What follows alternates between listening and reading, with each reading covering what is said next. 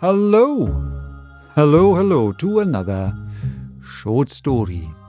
Today it's an unusual Christmas story written by O. Henry William Sidney Porter, world-renowned for his wit, his wordplay, and his signature twist endings.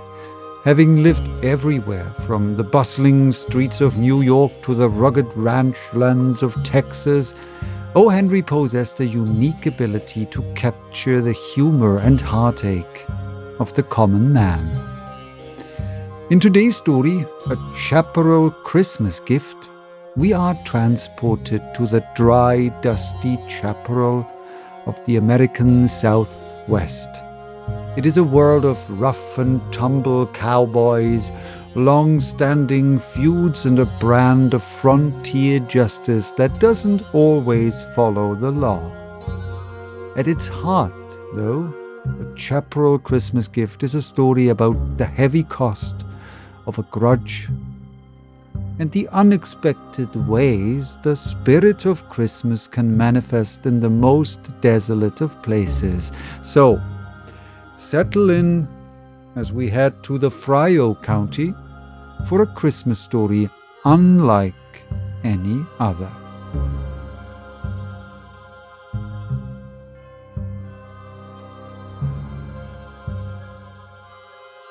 The original cause of the trouble was about 20 years in growing.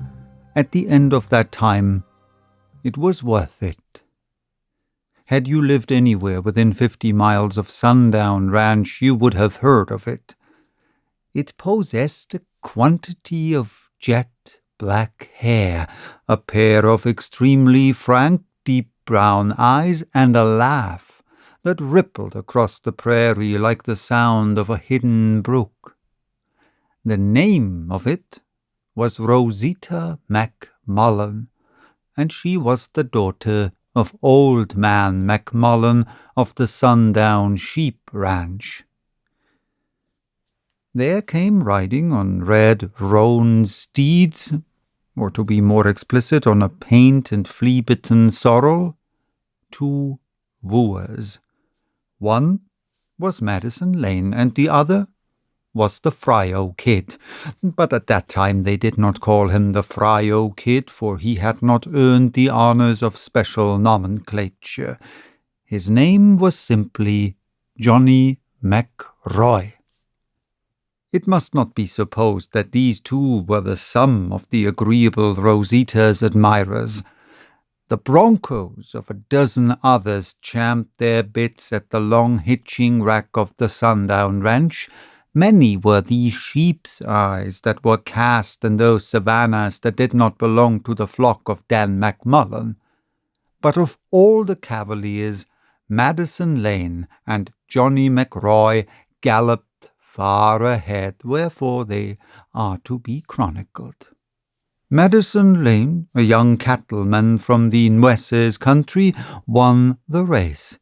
He and Rosita were married one Christmas day. Armed, hilarious, vociferous, magnanimous, the cowman and the sheepman, laying aside their hereditary hatred, joined forces to celebrate the occasion. Sundown Ranch was sonorous with the cracking of jokes and six-shooters, the shine of buckles and bright eyes, the outspoken congratulations of the herders of kine. But while the wedding feast was at its liveliest, there descended upon it Johnny McRoy, bitten by jealousy like one possessed. "I'll give you a Christmas present," he yelled shrilly at the door with his .45 in his hand. Even then he had some reputation as an offhand shot. His first bullet cut a neat underbit in Madison Lane's right ear.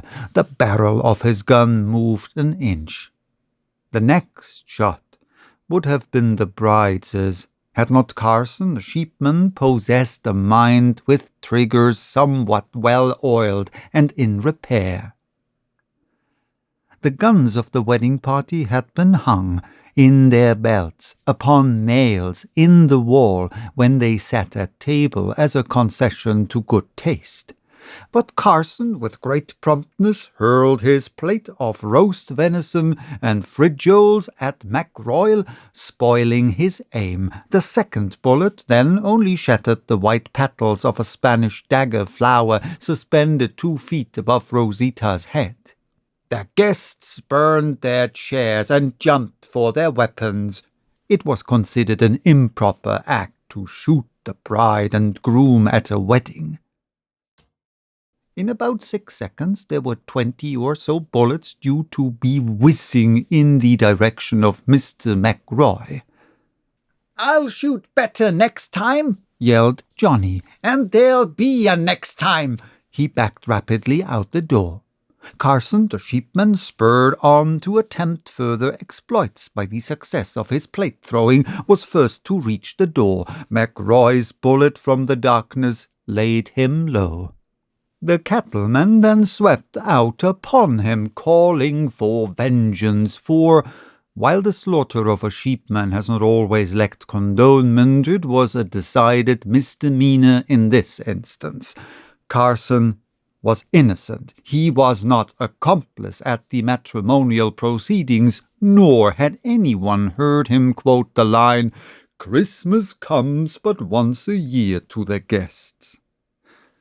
But the sortie failed in its vengeance. McRory was on his horse and away, shouting back curses and threats as he galloped into the concealing chaparral.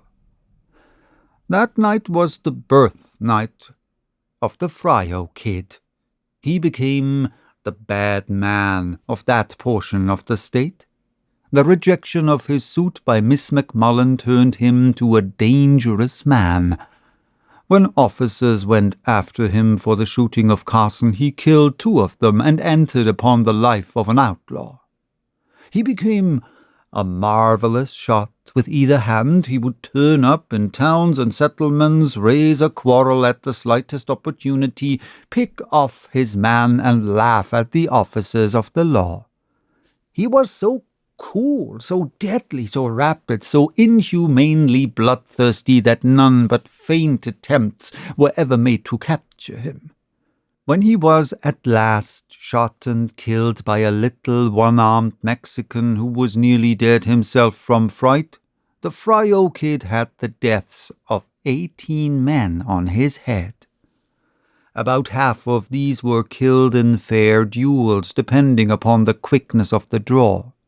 The other half were men whom he assassinated from absolute wantonness and cruelty.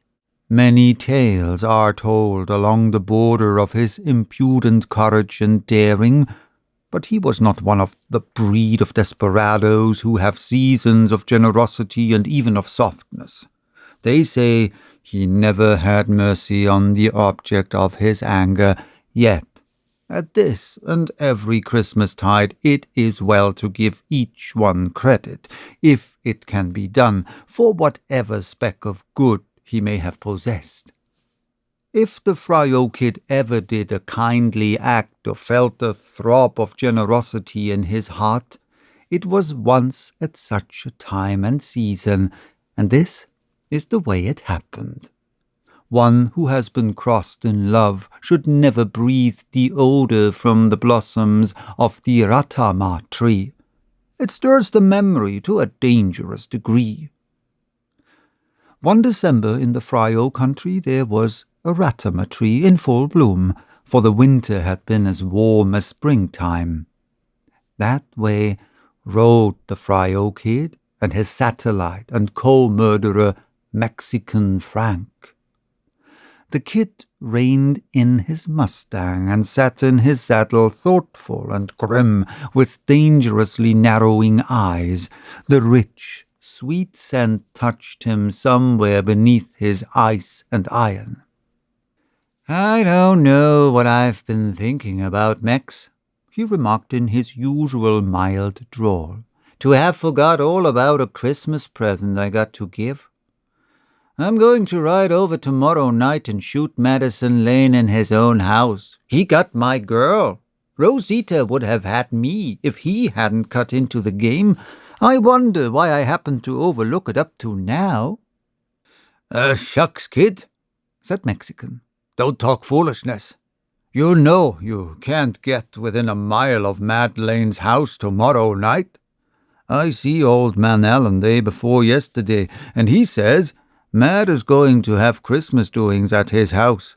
You remember how you shut up the festivities when Mad was married, and about the threats you made? Don't you suppose Mad Lane'll kind of keep his eye open for a certain Mr. Kid? You plumb make me tired, Kid, with such remarks." "I'm going," repeated the Fryo Kid without heat, "to go to Madison Lane's Christmas doings and kill him. I ought to have done it a long time ago.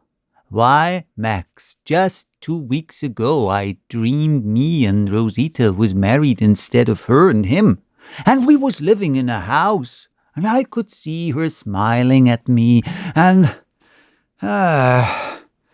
Max, he got her, and I'll get him. Yes, sir, on Christmas Eve he got her, and then's when I'll get him." "There's other ways of committing suicide," advised Mexican. "Why don't you go and surrender to the sheriff?"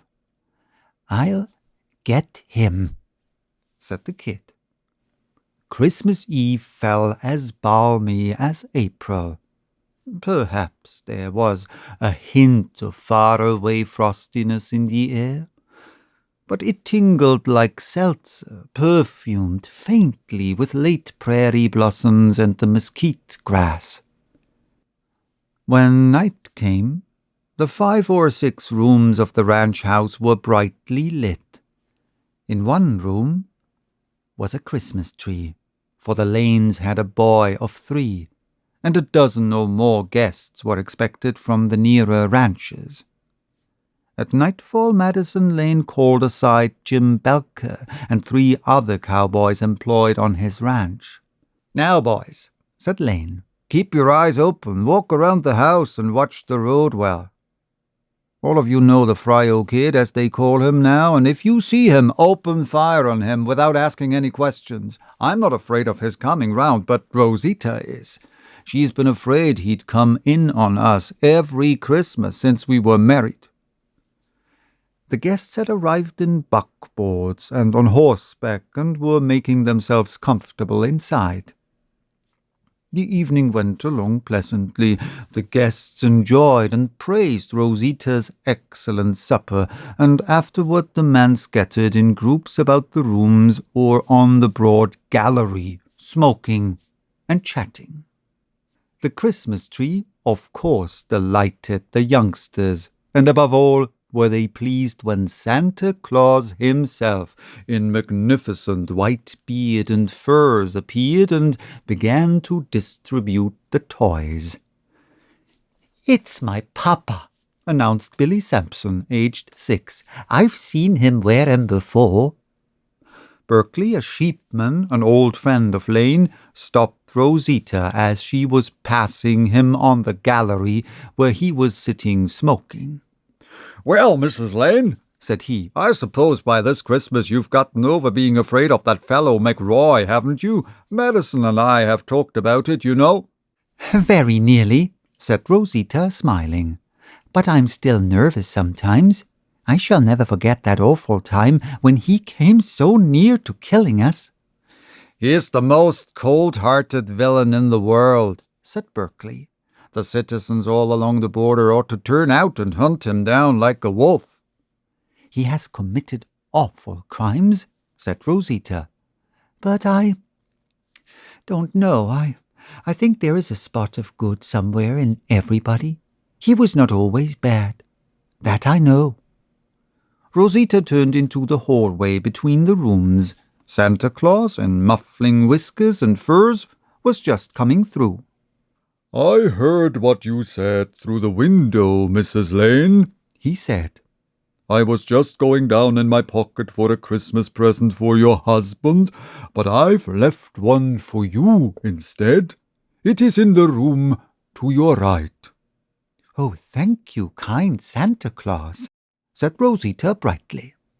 Rosita went into the room while Santa Claus stepped into the cooler air of the yard. She found no one in the room but Madison. "Where's my present that Santa said he left for me in here?" she asked. "Haven't seen anything in the way of a present," said her husband, laughing, "unless he could have meant me." The next day, Gabriel Red, the foreman of the XO Ranch, dropped into the post office at Loma Alta. "Well, the Fryo kid's got his dose of lead at last," he remarked to the postmaster. "That so? How'd it happen?" "One of old Sanchez's Mexican sheep herders did it. Think of it! The Fryo kid killed by a sheep herder. The greaser saw him riding along past his camp about 12 o'clock last night and was so scared that he up with a Winchester and let him have it. Funniest part of it was that the kid was dressed all up with white Angora skin whiskers and a regular Santa Claus rig out from head to foot. Think of the Fryo kid playing Santa."